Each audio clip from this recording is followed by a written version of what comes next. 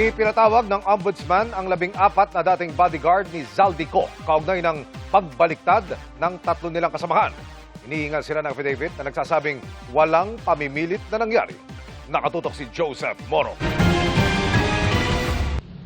Nagpunta sa Office of the Ombudsman ang 14 na dating bodyguard ni dating Congressman Zaldico kasama ang abogado nilang si Attorney Levy Baligod.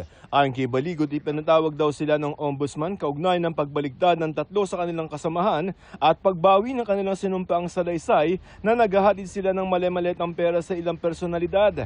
Matatandaang ang binawing affidavit ng 3 bodyguard ay kabilang sa ginamit ng Ombudsman sa pagbuo ng kaso laban kina dating House Speaker Martin Romualdez at kaugnay ng flood control scam. Ang sabi nila sa GMA News, pinilit daw sila ng Ombudsman na pirmahan ang kanilang affidavit. Ayon ngayon kay Baligod, humihingi ang Ombudsman sa ibang bodyguard ng salaysay kung paano kinuha ang kanilang affidavit.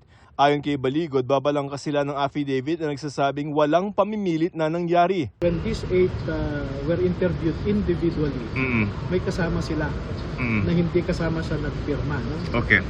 Alam mo, sa kanila, body-body eh. Sinabi rin ni Baligod na batay sa impormasyong nakarating sa kanya, limitado daw ang galaw ng isa sa 3 bumaligtad na ex-bodyguard.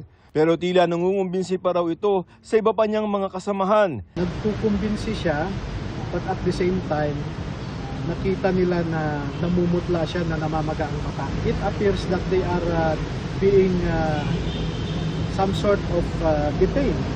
Hinihingan pa namin ang pahayag ang Ombudsman at mga bumaliktad na bodyguards. Joseph Morong, Nakatutok 24 Oras.